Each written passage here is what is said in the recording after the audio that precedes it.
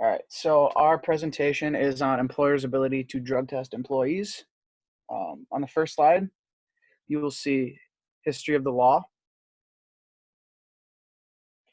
It was in first happened when drug testing employees became prevalent was within the federal government, specifically after the Vietnam War in the 1970s, when their soldiers would come back from Vietnam and would come back on all sorts of drugs or have been taking all sorts of drugs that the government didn't want that to happen. So the first drug test within them came in the 1970s, and that was part of the executive order of 12564, which was a drug-free federal workplace, and it was the first mandated program.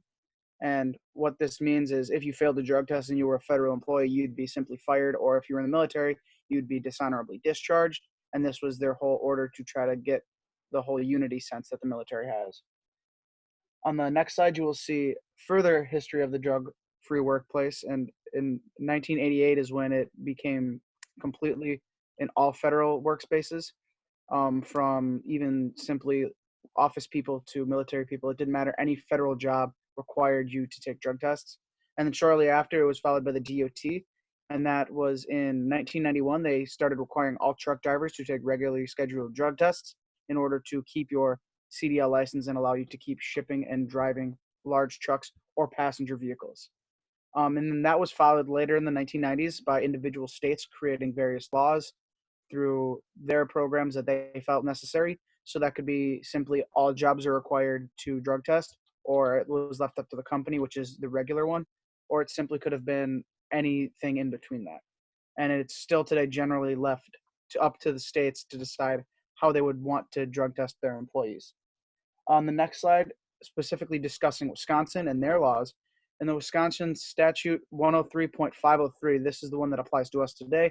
It's substance abuse prevention or public works and public utility projects. So if you're a public employee, you must be drug tested, or any government worker. So that falls into them. And we also have laws in place that allow companies to drug test their employees at their own will. It's not mandatory, and it's not required by anybody to take that drug test. You can simply decline it and go look for a new job. Certain substances are routinely argued, such as marijuana recently, as we have seen as many states continue to pass recreational and medicinal uses. So this is one that is hotly contested, and we will see changes within the next few years to see if it remains on this list or not, and how companies will enact that as well. And then obviously certain jobs here in Wisconsin are still held to federal laws, such as trucking, military, etc., like all those government jobs you can think of. The next slide, we'll talk about the cultural significance of what happened. So the government wanted a workforce as drug-free as possible, as I previously stated, after the Vietnam War. But this was also spearheaded earlier in the United States by Gerald Ford, who believed in a very, very strict policy, which did not stick in the 1960s. The first drug testing came after Vietnam, as previously stated, and changes occurred throughout many federal programs, as employees now had to either succumb to drug testing for various things, and it affected a lot of people's lives.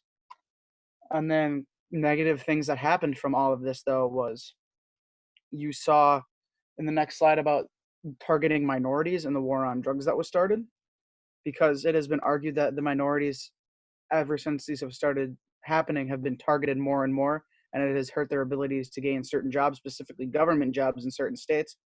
And this is a connection to the war on drugs, which has come out and officially stated within recent years that it has indirectly targeted minorities and has resulted in them being incarcerated more. So this whole drug testing thing that occurred in the 1970s has resulted in a lot of minorities being unfairly treated within the US government. Moving on to the next person now. All right. So some of the specifics on drug testing employers.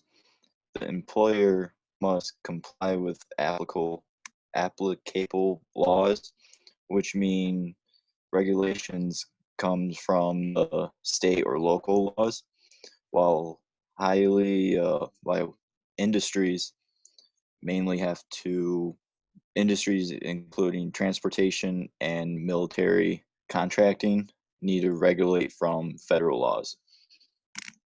Employers are allowed to drug test applicants, but they need to provide notice that it's part of the application process. They already offered the applicant the job, and all applicants are tested. No discrimination through there, and a state certified administrator must be there for the test. Some states, just like Alabama and Florida, for example, they have a drug-free workplace, so they have regular drug testing. Several states, such as Connecticut, are not permitted to conduct random drug tests, but they need to have um, reasonable suspicion. And reasonable suspicion would mean observing physical symptoms with drug use, as poor coordination, slurred speech, erratic conduct, and inappropriate responses in the work environment. You are allowed to refuse the drug test, but if you are refusing to take the drug test, you should be prepared for unpleasant consequences as termination or not being hired. And on to the next slide, I'll have two cases that were about drug testing. We have Turner versus Phillips 66 Company. This one, the Phillips 66 Company conducted a random drug test on Richard Turner, and it came back positive because Mr. Turner was involved in a workplace accident. So he was on medical prescribed drugs to help him deal with pain. And his drug test came back positive, and he was later terminated from his position, along with Gordon versus Consolidated Edison Incorporated. Gordon, she was a certified medical marijuana patient. She had her paperwork and everything, and the company knew she had medical marijuana. Her test came back positive, and she was later terminated from her position in that company. Every case I looked into found the same result.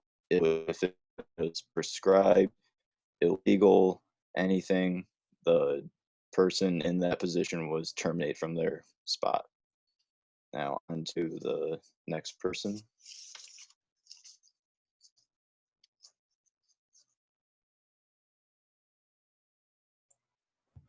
So I'll be discussing some of the business implications of employers drug testing their employees. So the first point I have is if you test one employee, you should probably test all. The law doesn't explicitly say that businesses need to drug test. Like if you drug test one employee, you have to drug test all. But if you don't, you definitely open yourself up to a bunch of potential anti-discrimination lawsuits. So say, for instance, you test only employees that you suspect of drug use. Someone could come in and argue that you're singling out people based on income level, race, gender, or other statuses that are protected according to the law. Another implication is that if you receive funding, federal funding, drug testing is required. The Federal Drug-Free Workplace Act requires businesses with $100,000 or more in federal contracts to test all of their employees for drug use. And this also applies to any and all businesses that receive federal grants. In addition, job applicants, in order to test job applicants, you might first have to offer employee. If your business employs 15 or more people, it must follow the Americans with Disabilities Act, which makes it illegal for any employer to test a job applicant without first making a conditional offer of employment. So it's generally okay to test applicants, but only those who have a contingent offer on the table. Next, test honestly. Be upfront and honest about your desire to drug test your employees or applicants. Don't try to get a sample or a specimen from an employee or a job applicant without his or her consent, because that's illegal. Ensuring that you're doing everything in an ethical and honest way is essential, especially given the sticky nature of employment and drug tests, and with all of the new laws that are being ratified or passed into legislation, especially in regards to marijuana. You're seeing more and more states legalizing recreational use of marijuana. This becomes even more of a sticky and sensitive subject. You also have to be mindful of state-specific laws, as both Todd and Noah spoke on previously. The Department of Labor ended its drug-free workplace program in 2010 because several states, as I mentioned, have began to legalize both medicinal and recreational use of marijuana. So now each state has its own set of rules and regulations in regards to drug testing. So you have to make yourself aware of what these specific laws are. One example of this, effective on January 1 of 2020, Nevada has enacted a new marijuana law that prohibits employers from denying employment to applicants who test positive for marijuana in pre-employment drug screening tests. This law doesn't apply to certain jobs in public safety and transportation.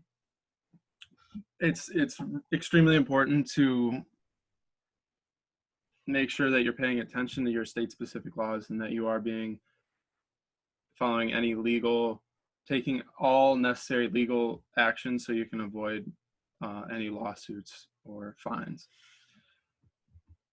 I think one interesting fact is there is no, like, with alcohol, if you're working on a job site and you get in an accident, some companies will request that you take a drug test to make sure you weren't under the influence of any sort of drugs or alcohol while you were driving and you were involved in the accident.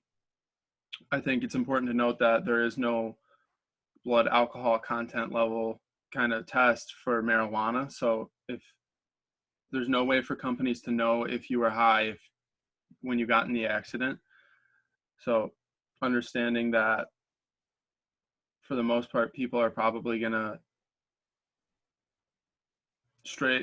maintain the drug-free kind of policy at their companies because they need to protect themselves from any potential lawsuits in regards to employees being responsible for accidents and any damages. They're liable because of that. Christian applications. I want to read a couple Bible passages.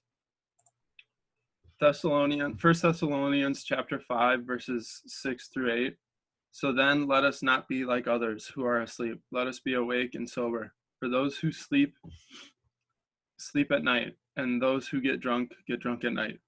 But since we belong to the day, let us be sober, putting on faith and love as a breastplate and the hope of salvation as a helmet. 1 Peter chapter 1, verse 13. Therefore, with minds that are alert and fully sober, set your hope on the grace to be brought to you when Jesus Christ is revealed at his coming. 1 Peter chapter 5, verse 8. Be alert and of sober mind. Your enemy, the devil, prowls around you like a roaring lion, looking for someone to devour. I think all of these verses show the Bible's stance on substance use. The Bible wants us to be sober because being intoxicated makes us more likely to sin. So avoiding drug and alcohol use, for the most part, is I think beneficial, and when you do use drugs and alcohol, keep it minimal. And I think this can be applied to the employer's drug testing, because if we can eliminate the use at its source, then it brings upon less implications for businesses. And if you look at the chart I have on the right side of the screen, these are different categories of drugs, and the second column is religious versus like religious and non-religious, the age of when you first use it. As you can see, generally, besides two categories of drugs, the more religious you are, the older you are at the age of first use of each specific category. So turning towards your faith is beneficial in multiple different areas. Moving on, passing it on to Brady to kind of conclude everything.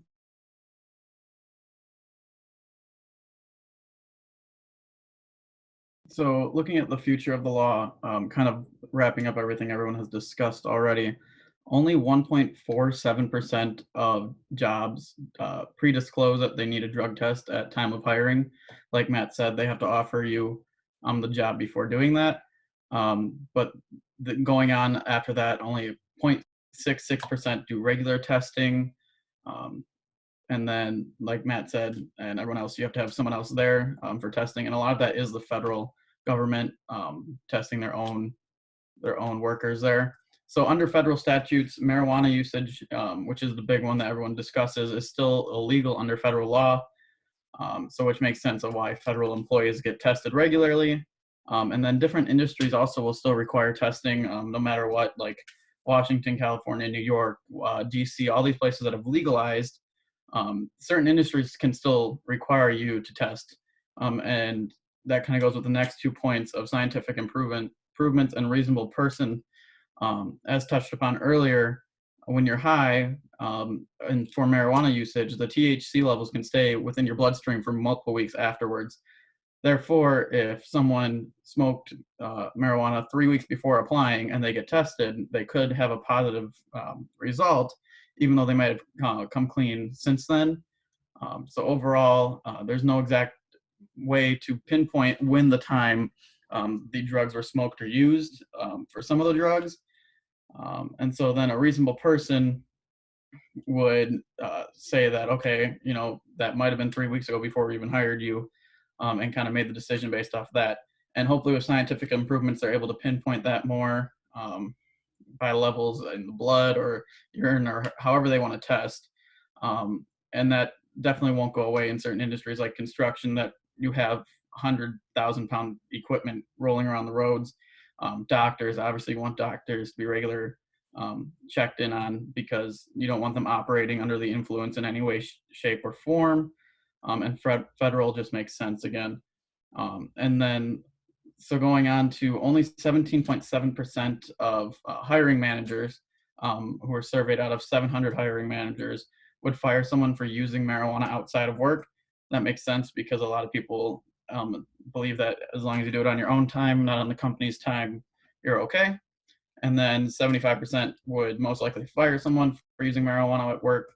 That also makes sense. Obviously, if you have someone lighting up at work and being high at work, that's a liability for you and your company.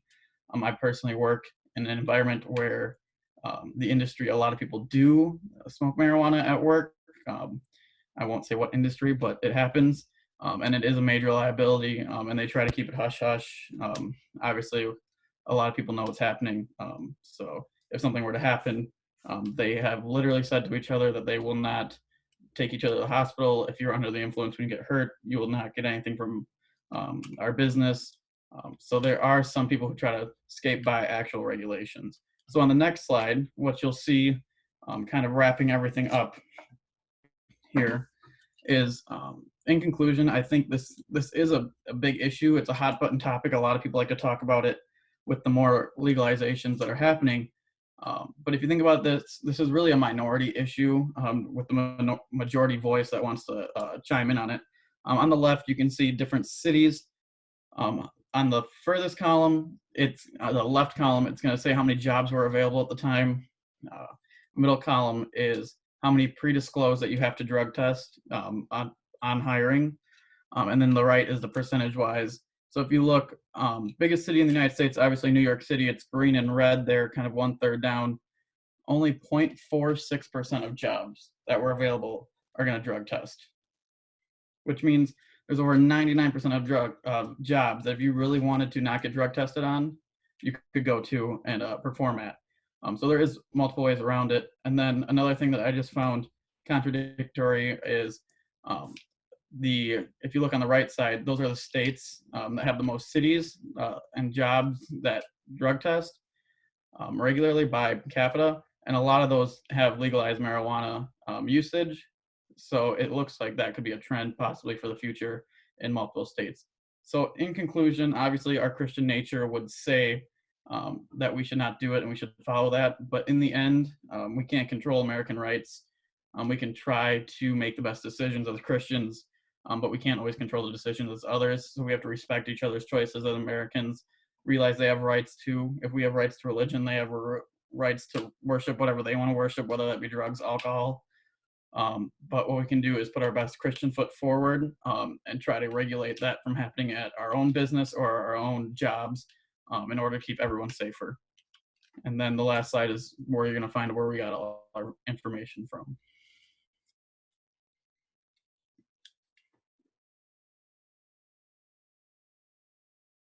All right, I don't know how to stop the recording.